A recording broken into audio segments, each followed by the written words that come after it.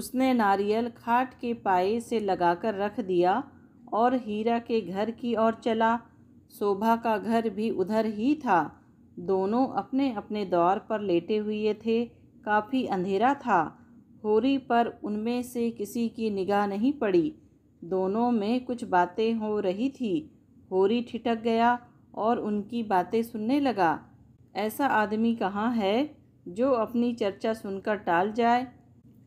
हीरा ने कहा, जब तक एक में थे एक बकरी भी नहीं ली, अब पछाई गाय ली जाती है।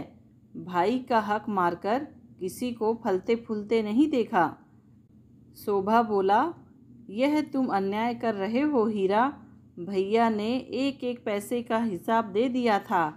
यह मैं कभी ना मानूंगा कि उन्होंने पहले की कमाई छिपा रखी थी। तुम मानो चाहे ना मानो, यह पहले की कमाई। किसी पर झूठा इल्ज़ाम ना लगाना चाहिए। अच्छा, तो यह रुपये कहाँ से आ गए? कहाँ से खून बरस पड़ा?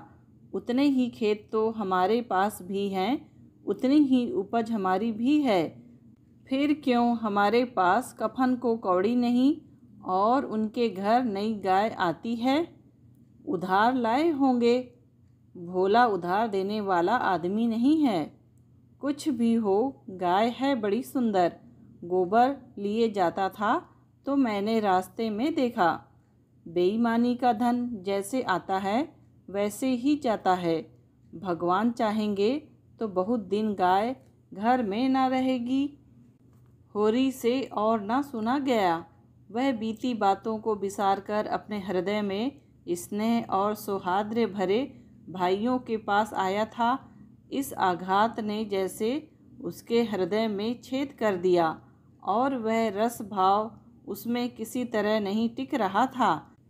लत्ते और चिथड़े ठूसकर अब उस प्रवाह को नहीं रोक सकता। जी में एक उबाल आया कि उसी क्षण इस आक्षेप का जवाब दे, लेकिन बात बढ़ जाने के भय से चुप रह गया। अगर उसकी नीयत साफ है तो कोई कुछ नहीं कर सकता। भगवान के सामने वह निर्दोष है। दूसरों की उसे परवाह नहीं। उल्टे पांव लौट आया और वह जला हुआ तंबाकू पीने लगा। लेकिन जैसे वह विष प्रतिक्षण उसकी धमनियों में फैलता जाता था, उसने सो जाने का प्रयास किया पर नींद न आई। बैलों के पास जाकर उन्हें सहलाने लगा। विष शांत न हुआ। दूसरी चिलम भरी, लेकिन उसमें भी कुछ रस न था। विष ने जैसे चेतना को आक्रांत कर दिया हो, जैसे नशे में चेतना एकांगी हो जाती है, जैसे फैला हुआ पानी एक दिशा में बहकर वेगवान हो जाता है, वही मनोवृत्ति उसकी हो रही थी। उसी उन्माद की दशा में वह अंदर गया। अभी द्वार खुला हुआ था। आंगन में एक किनारे चटाई पर लेटी हुई धनिया सोना से देह दबवा रही थी और रूपा, जो रोज सांझ होते ही सो जाती थी, आज खड़ी गाय का मुंह सहला रही थी। होरी ने जाकर गाय को खूंटे से खोल लिया और द्वार की ओर ले चला। वह इसी वक्त गाय को भोला के घर पहुंचाने का दृढ़ निश्चय कर चुका था। इतना बड़ा कलंक सिर लेकर वह अब गाय को घर में नहीं रख सकता, किसी तरह नहीं। धनिया ने पूछा, कहाँ लिए जाते हो रात को? होरी ने एक पग बढ़ाकर कहा, ले जाता हूँ भोला के घर, लौटा दूंगा। धनिया को विस्मय हुआ। उठकर सामने आ गई और बोली, लौटा क्यों दोगे? लौटाने के लिए लाए थे। हाँ, इसके लौटा देने में ही कुशल है। क्यों, बात क्या है? इतने अरमान से लाए और अब लौटाने जा रहे हो? क्या भोला रुपये मांगते हैं? नहीं, भोला यहाँ कब आया? तो फिर क्या बात हुई? क्या करोगी पूछकर? धनिया ने लपक कर पगैया उसके हाथ से छीन ली। उसकी चपल बुद्धि ने जैसे उड़ती हुई बेड़ियां पकड़ ली। बोली, तुम्हें भाइयों का डर हो तो जाकर उनके पैरों पर गिरो। मैं किसी से नहीं डरती। अगर हमारी बढ़ती देखकर किसी की छाती फटती है तो फट जाए, मुझे परवाह नहीं है। होरी ने विनीत स्वर में कहा। धीरे धीरे बोल महक रानी, कोई सुने तो कहे ये सब इतनी रात गए लड़ रहे हैं। मैं अपने कानों से क्या सुन आया हूँ, तू क्या जाने। यहाँ चर्चा हो रही है कि मैंने अलग होते समय रुपये दबा लिए थे और भाइयों को धोखा दिया था। यही रुपये अब निकल रहे हैं। हीरा कहता होगा। सारा गांव कह रहा है। हीरा को क्यों बदनाम करूं? सारा गांव नहीं कह रहा है, अकेला हीरा कह रहा है। मैं अभी जाकर पूछती हूँ ना कि तुम्हारे बाप कितने रुपये छोड़कर मरे थे। दाढ़ी जारों के पीछे हम बर्बाद हो गए, सारी जिंदगी मिट्टी में मिला दी, पाल पोस कर संडा किया और अब हम बेईमान हैं। मैं कह देती हूँ, अगर गाय घर से बाहर निकली तो अनर्थ हो जाएगा। रख लिए हमने रुपये, दबा लिए, बीज खेत दबा लिए।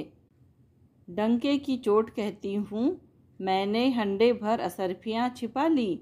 हीरा और शोभा और संसार को जो करना हो कर ले।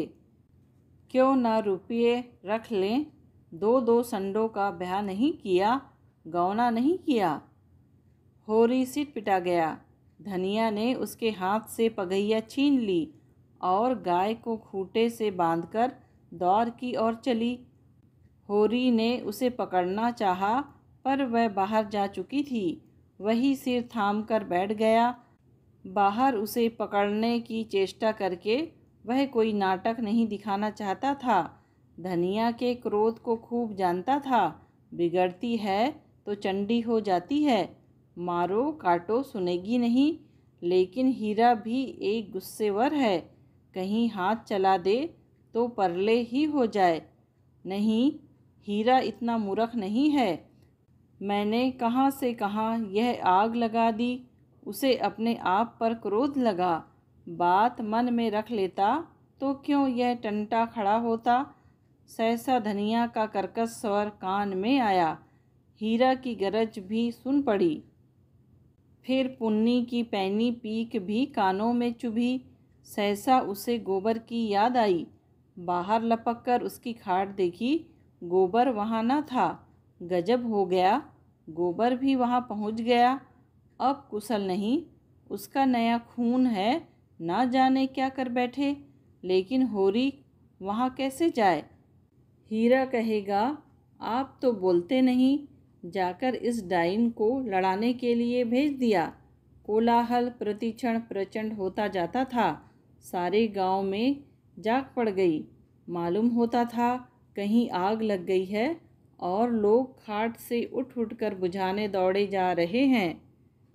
इतनी देर तक तो वह जब्त किए बैठा रहा, फिर न रहा गया। धनिया पर क्रोध आया। वह क्यों चढ़कर लड़ने गई। अपने घर में आदमी न जाने किसको क्या कहता है। जब तक कोई मुंह पर कोई बात ना कहे, यही समझना चाहिए कि उसने कुछ नहीं कहा। होरी की कृषक प्रकृति झगड़े से भागती थी। चार बातें सुनकर गम खा जाना इससे कहीं अच्छा है कि आपस में तनाजा हो। कहीं मारपीट हो जाए तो थाना पुलिस हो, बंधे बंधे फिरो, सबकी चिरोरी करो, अदालत की धूल फांको, खेती बाड़ी जहन्नुम में मिल जाए। उसका हीरा पर तो कोई बस ना था, मगर वह धनिया को वह ज़बरदस्ती खींच ला सकता है। बहुत होगा, गालियाँ दे लेगी, एक दो दिन रूठी रहेगी, थाना पुलिस की तो नौबत ना आएगी। जाकर हीरा के द्वार पर सबसे दूर दीवार की आड़ में खड़ा हो गया। एक सेनापति की भांति मैदान में आने के पहले परिस्थिति को अच्छी तरह समझ लेना चाहता था। अगर अपनी जीत हो रही है तो बोलने की कोई ज़रूरत नहीं, हार हो रही है तो तुरंत कूद पड़ेगा। देखा तो वहाँ 50 आदमी जमा हो गए हैं। पंडित दाता दिन, लाला पटेश्वरी, दोनों ठाकुर जो गांव के कर्ता धर्ता थे, सभी पहुँचे हैं। धनिया का पल्ला हल्का हो रहा था उसकी उग्रता जनमत को उसके विरुद्ध किए देती थी। वह रणनीति में कुशल न थी, क्रोध में ऐसी जली कटी सुना रही थी कि लोगों की सहानुभूति उससे दूर होती जाती थी। वह गरज रही थी, तू हमें देखकर क्यों जलता है? हमें देखकर क्या तेरी छाती फटती है? पाल पोस कर जवान कर दिया, वह उसका इनाम है। हमने न पाला होता तो आज कहीं भीख मांगते होते, रुख की छाह भी न मिलती। होरी को ये शब्द ज़रूरत से ज़्यादा कठोर जान पड़े। भाइयों का पालना पोसना तो उसका धर्म था, उनके हिस्से की जायदाद तो उसके हाथ में थी। कैसे ना पालता पोसता, दुनिया में कहीं मुंह दिखाने लायक रहता। हीरा ने जवाब दिया, हम किसी का कुछ नहीं जानते। तेरे घर में कुत्तों की तरह एक टुकड़ा खाते थे और दिन दिन भर काम करते थे। जाना ही नहीं कि लड़कपन और जवानी कैसी होती है। दिन दिन भर सूखा गोबर बिना करते थे, उस पर भी तू बिना 10 गाली दिए रोटी न देती थी। तेरी जैसी राक्षसीन के हाथ में पड़कर जिंदगी तलब हो गई। धनिया और भी तेज हुई, जबान संभाल, नहीं जीभ खींच लूँगी। राक्षसीन तेरी औरत होगी, तू है किस फेर में? मुंडी काटे, टुकड़े खोर, नमक हराम। दाता दीन ने टोका, इतना कटु वचन क्यों कहती है धनिया? नारी का धर्म है कि वह गम खाए। वह तो उज्जट है, क्यों उसके मुंह लगती है? लाला पटेश्वरी पटवारी ने उसका समर्थन किया। बात का जवाब बात है, गाली नहीं। तूने लड़कपन में उसे पाला पोसा, लेकिन यह क्यों भूल जाती है कि उसकी जायदाद तेरे हाथ में थी? धनिया ने समझा, सब के सब मिलकर मुझे नीचा दिखाना चाहते हैं। चौमुख लड़ाई लड़ने के लिए तैयार हो गई। अच्छा, रहने दो लाला, मैं सबको पहचानती हूँ। इस गांव में रहते 20 साल हो गए, एक एक की नस नस पहचानती हूँ। मैं गाली दे रही हूँ, वह फूल बरसा रहा है, क्यों? दुलारी सहू आइन ने आँख पर घी डाला। बाकी बड़ी गाल दराज औरत है भाई, मर्द के मुंह लगती है। होरी ही जैसा मर्द है कि इसका निभाह होता है। दूसरा मर्द होता तो एक दिन न पड़ती। अगर हीरा इस समय जरा नरम हो जाता तो उसकी जीत हो जाती, लेकिन ये गालियाँ सुनकर आपे से बाहर हो गया। औरों को अपने पक्ष में देखकर वह कुछ शेर हो रहा था। गला फाड़कर बोला, चली जा मेरे द्वार से, नहीं जूतों से बात करूँगा, झोंटा पकड़कर उखाड़ लूँगा। गाली देती है डाइन, बेटे का घमंड हो गया है। पांसा पलट गया, होरी का खून खौल उठा, बारूद में जैसे चिंगारी पड़ गई हो। आगे आकर बोला, अच्छा बस, अब चुप हो जाओ हीरा, अब नहीं सुना जाता।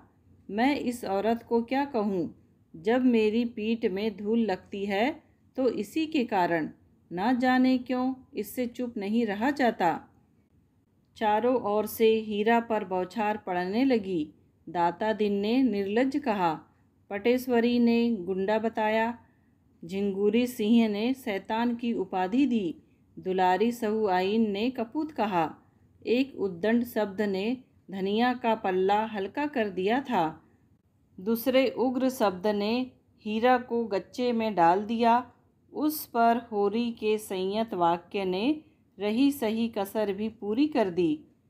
हीरा संभल गया, सारा गांव उसके विरुद्ध हो गया।